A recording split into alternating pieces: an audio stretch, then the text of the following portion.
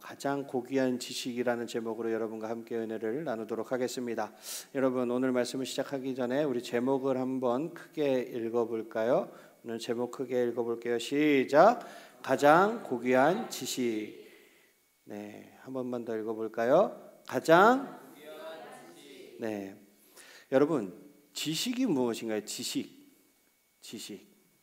사전적인 정의, 제가 사전을 좀 찾아보니까 배우거나 경험해서 알게 된 분명하고 정확한 내용이라고 합니다.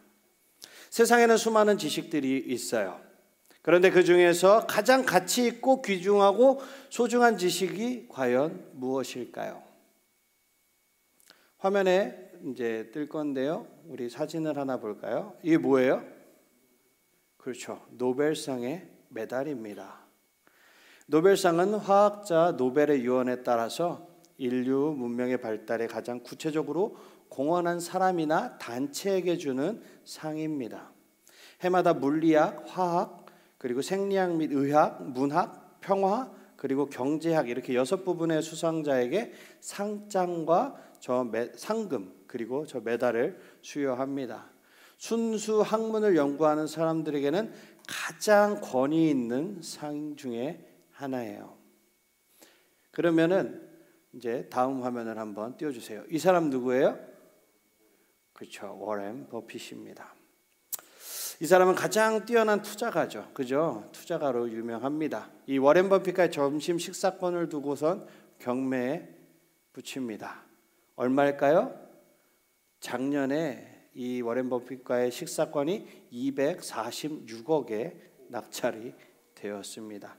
점심 하나 먹는데 스테이크와 콜라 한 잔 먹는데 246억 원을 들여서 저 사람하고 밥을 먹는 거예요. 근데 왜 이런 어마어마한 돈을 들여서 저 워렌 버핏과 밥을 먹으려고 할까요, 사람들이? 고작 2-3시간 정도 아까 뭐 먹는다 그랬죠? 스테이크와 콜라 한 잔 먹는데 그 시간의 대화를 통해서 워렌 버핏의 투자에 대한 지식과 지혜 그리고 통찰력을 배운다라고 해요.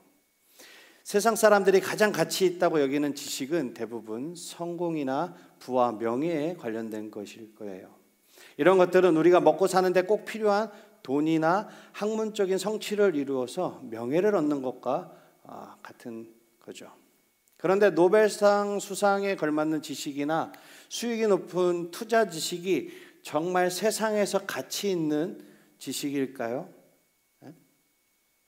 사람마다 가치의 기준은 다르겠죠. 내가 정의해 놓은 가치 기준은 다를 것입니다. 그렇지만 대부분의 사람들이 추구하는 것이 아마 돈, 명예, 권력 이런 것들일 거예요. 뭐 조금 발전한다 그러면 자아 성찰 이 정도 되겠죠. 그러나 예수님을 믿는 우리가 추구해야 할 가치는 따로 있다라는 거예요. 과연 그 가치가 무엇일까? 오늘 말씀을 통해서 한번 알아보도록 하겠습니다. 여러분, 예수님을 처음 믿은 사람들이 누구일까요? 예수님을 누가 처음 믿었을까요? 유대인들이 예수님을 처음 믿었겠죠. 왜요? 예수님은 유대인을 제자로 부르셨죠. 처음부터. 유대인들에게 가장 그럼 중요한 가치가 무엇일까요? 유대인에게 가장 중요한 가치. 유대인에게 가장 중요한 가치는 하나님께서 유대인들에게 준 법이 하나 있었어요. 무엇이죠? 십계명. 그걸 큰 틀에서 보면 율법입니다. 유대인들에게 하나님의 말씀인 율법이 가장 중요한 삶의 지표이자 기준이었어요. 그래서 율법을 완전하게 지키고 율법적으로 인정받는다는 것은 유대인들에게 가장 큰 자랑거리입니다. 율법에 충실한 유대인들이 예수님을 믿음으로써 그리스도교가 되었어요. 우리말로 기독교, 교인이 된 거죠. 이것은 사실상 유대교에서 기독교로 개종한 것이나 다름이 없는데 개종 후에 그 유대교에서 그리스도교로 개종한 사람들에게 여러 문제가 다가오게 됩니다. 그 중에서 가장 큰 이슈가 오늘 성경 본문에 나오는 할례 문제였어요. 여러분, 할례가 무엇이죠? 할례, 그렇죠? 표피를 남자 생식기의 표피를 잘라내는 것입니다.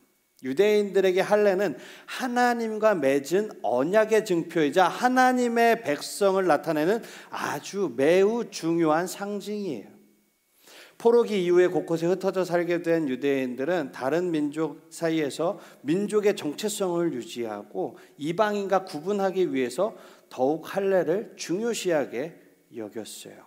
그래서 유대인들은 할례를 받지 않은 이스라엘 백성, 자기 민족, 공동체, 그러니까 내 식구로 받아들이지 않은 거예요. 할례를 받지 않은 사람들은.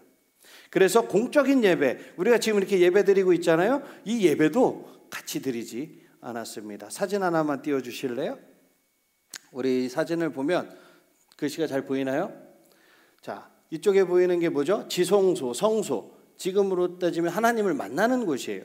그리고 사제의 이스라엘의 뜰이 있습니다. 보이죠? 여기까지는 한 공간 안에 들어있어요. 그리고선 그 문 밖으로 저게 이렇게 표시되어 있는, 점점되어 있는 게 문이에요. 문 밖에 뭐가 있어요? 여인의 뜰이 있습니다. 그리고 그 문을 또 하나 넘어가면 뭐 있죠? 이방인의 뜰이 있어요. 이 당시 이방인들은 여인보다 못한 존재, 즉 무슨 말이에요? 사람 취급을 안 했다라는 거예요. 이방인들은. 그런데 그리스도인이 되면서 할례를 받지 않은 다른 이방인들도 어떻게 해요? 지금 함께 예배를 드려야 하는 상황입니다. 그리고 이방인들도 같은 하나님의 백성이라고 주장하는 일이 벌어지고 말았죠. 그래서 예수님을 믿는 유대인들 사이에서 서로 다른 의견으로 파가 갈라져서 논쟁하는 일이 벌어진 거예요. 그리스도를 영접한 후에 반드시 할례를 받아서 유대인이 되어야 된다라는 이 할례파, 그리고 할례를 받든지 안 받았든지 누구나 하나님의 백성이다, 예수 그리스도를 믿으면 무조건 하나님의 백성이다 하는 무할례파가 갈라져서 싸우게 된 거예요. 할례파와 무할례파 간의 논쟁이 매우 심각했습니다. 바울은 이런 상황을 지켜보다가 이 논쟁을 해결하기로 결심을 해요. 그래서 바울은 먼저 일침을 가합니다. 율법을 완벽히 지키는 것을 자랑하는 이 유대인들에게 그리스도 예수만을 자랑해야 하며 육신을 믿지 않는 우리들이 진정한 할례파다. 바울은 유대인으로서 할례를 받는 것만으로 진정한 그리스도인이 되는 것이 아니다. 네가 그 육체적인 할례를 행했다고 해서 그리스도인이 아니다라는 것을 강조하는 거예요. 바울을 모르는 사람들이었다라면은 무슨 생각을 했을까요? 바울을 제대로 알지 못하는 사람들 입장에서 생각을 해보면 유대인이 아닌 사람이 그런 말을 해? 바울이 할례를 받지 않았으니까 저런 말을 할 수 있는 거겠지. 야, 생각해봐. 유대인이었어 봐. 아마 바울도 할례파처럼 얘기했을걸? 이러고 생각하지 않았을까? 그래서 바울은 유대인들이 인정할 수밖에 없는 자신의 신분을 이야기합니다. 바울의 프로필을 한번 보도록 하겠습니다. 바울은 태어난 지 8일 만에 할례를 받았어요. 바울은 유대인들이 율법적으로 흠잡을 데 없는 할례를 받은 완벽한 유대인이었습니다. 그리고 바울은 유대인의 순수 혈통인 베냐민 지파 출신이에요. 그리고 히브리인 중에 히브리인입니다. 그리고 율법을 철저히 지키는 바리새인이에요. 바울이 가진 이 세 가지의 조건은 유대인들이 결코 무시할 수 없는 최고의 조건입니다. 더욱이 바울은 평범한 유대인들보다 더 율법의 열정이 강해서 예수님을 믿는 사람들을 어떻게 했죠? 박해했던 이력을 가지고 있어요. 그리고 그리스도인 중에서 최초의 순교자 스데반을 만들었던 인물이 바로 바울입니다. 이런 사람으로 자신을 소개하고 있어요. 따라서 바울은 유대인들이 인정하는 모든 조건을 완벽하게 충족하고 있는 것입니다. 유대인들은 바울이 그러한 조건을 가진 사람임을 부정할 수가 없었기 때문에 바울을 비난하거나 트집 잡을 수가 없었어요. 자기소개를 마친 바울은 사람들에게 이렇게 말합니다. 오늘 본문 7절 8절을 한번 크게 읽어보도록 하겠습니다. 시작. 그러나 무엇이든지 내게 유익하던 것을 내가 그리스도를 위하여 다 해로 여길 뿐더러 또한 모든 것을 해로 여김은 내 주 그리스도 예수를 아는 지식이 가장 고상하기 때문이라. 내가 그를 위하여 모든 것을 잃어버리고 배설물로 여김은 그리스도를 얻고 그리스도를 얻었다고 해요. 나는 이 모든 조건을 가지고 있지만 너희들이 얘기하는 최고의 스펙을 다 쌓고 있지만, 우리말로 치면 나는 서울대, 이렇게 얘기하면 안 되지, S대를 나오고 스카이를 나오고 엄청난 스펙을 쌓고 내 토익 토플 이것도 만점이고 아무튼 이렇게 하는데, 이런 스펙들을 가지고 있지만 이 모든 것을 뭐로 여긴다고요? 해로 여기고 배설물로 여긴다라고 이야기하고 있어요. 그것은 뭐예요? 세상이 말하는 스펙이라는 거예요. 유대인들이나 우리들이 보기에는 그런 조건들이 사람들에게 인정받고 칭찬받기에 충분한데, 바울은 그런 것이 아무 소용없고 배설물과 같다고 말하고 있는 거예요. 그렇다면 바울은 도대체 왜 이런 말을 하고 있는 것일까요? 앞에서 말한 것처럼 사람들은 자신이 가치 있다라고 생각하는 것, 그것을 가장 중요하게 여깁니다. 그죠? 우리 지성이에게는 드럼이 최고예요. 전도사님한테는 당연히 여러분들과 말씀을 이렇게 강론하는 것이 최고입니다. 우리 어머니에게는 자녀들이 최고예요. 이거는 부정할 수 없는 사실입니다. 그러나 우리에게는 그거보다 더 중요하고 소중한 것이 있다라는 것입니다.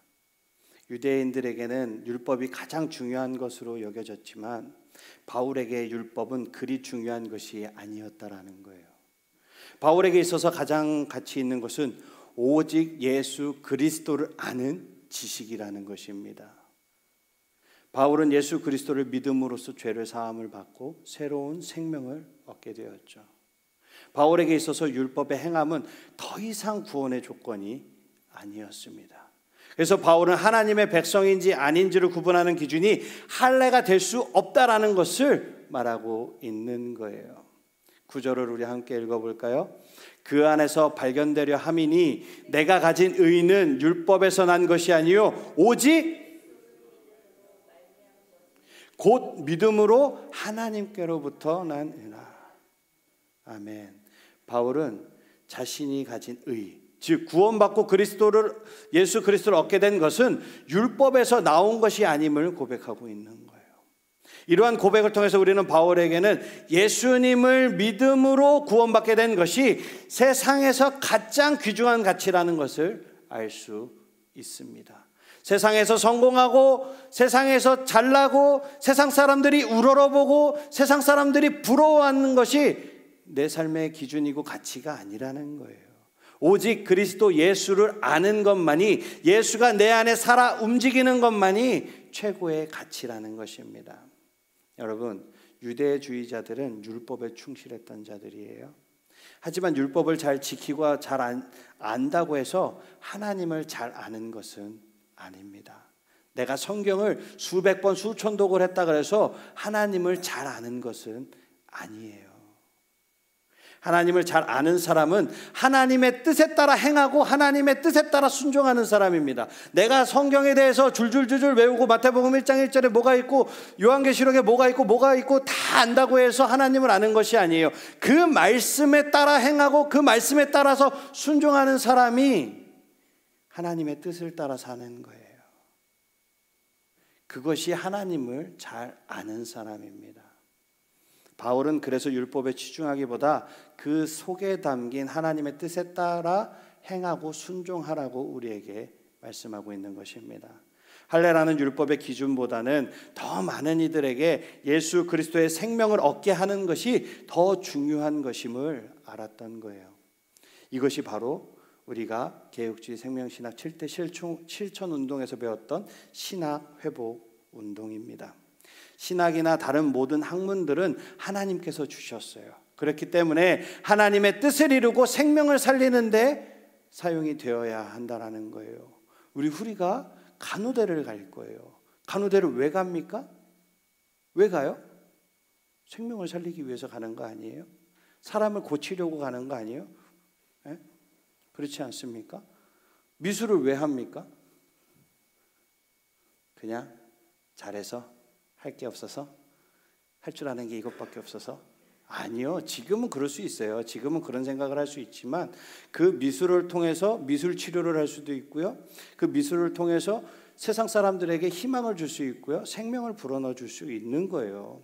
지금 내가 하는 내 앞에 떨어져 있는 그 목표를 향해서 달려가는 것 같아 보일지라도 하나님께서는 그 일을 들어서 예수 그리스도의 생명을 살리는, 예수 그리스도로 말미암는 생명을 살리는 일에 여러분들 한 사람 한 사람을 사용하실 것입니다. 여러분에게 있어서 가장 중요한 최고의 가치는 무엇입니까? 세상적인 성공과 명예, 부를 얻기 위한 지식인가요? 아니면 나를 구원해 주시는 예수님을 아는 지식입니까? 율법이나 세상적인 기준을 가장 중요하게 여기는 것은 진정한 그리스도인의 모습일까요? 아닐까요? 아니겠죠. 우리는 그리스도인으로서 예수님을 아는 지식을 최고의 아주 가장 중요한 소중하고 가치 있는 것으로 여겨야 할 줄 믿습니다. 잘 먹고 잘 살기 위한 실용적인 지식이나 명예를 얻기 위한 지식, 돈을 벌게 하는 지식은 모두 알고 있어도 예수님을 모른다면 진정한 그리스도인이 아닙니다. 우리는 앞으로 오랜 시간 공부하고 인생을 위해서 다양한 분야에 시간과 돈을 투자하면서 살아갈 것입니다. 물론 세상을 아는 지식들도 중요하죠. 필요하죠. 없어서는 안 되는 것입니다. 완전히 필요 없다라고 말하는 것이 아니에요. 다만 우리는 그리스도인으로서 그런 지식이 예수님보다 더 중요하다고 생각해서는 안 된다라는 것입니다. 또 나에게 아무리 유익한 것이라고 해도 예수 그리스도를 믿는데 방해가 되는 거라면 그것을 해로 여기고 배설물로 여기고 가차없이 버릴 줄 알아야 하는 거예요. 그렇다면 여러분, 그리스도를 아는 지식을 얻기 위해서 우리는 무엇을 할 수 있을까요? 예수님에 대해 알 수 있는 가장 쉬운 방법은 예수님과 뭐 하는 거겠죠? 교제하는 거겠죠. 예수님과 교제하는 것입니다. 우리는 기도와 말씀 그리고 예배를 통해서 예수님과 교제하고 예수님을 알아갈 수 있는 것입니다. 이번 주에는 기도, 말씀 읽기, 예배하는 시간을 어떻게 보낼지, 저렇게 누워 있을지, 눈을 감고 있을지, 고개가 옆으로 꺾일지 이런 것들을 고민하지 말고 어떻게 하면 예수님과 조금 더 교제할 수 있을지 그 시간을 통해서 새로운 은혜를 경험하고 기록해 보는 것은 어떨까요? 그렇게 예수님과 더 친밀해질 때 하나님은 우리가 예수 그리스도와 연합된 삶을 살아가도록 하나님께서 직접 여러분들 발 한 걸음 한 걸음을 인도해 주실 줄 믿습니다. 아멘. 아멘. 우리 다 일어나시겠습니다. 우리 구호 외치고 찬양하고 기도하겠습니다. 우리 구호 다 같이 외쳐볼까요? 예수님을 아는 지식이 우리 지난주부터 바뀌었죠? 제가 선창 후창으로 다시 해볼게요.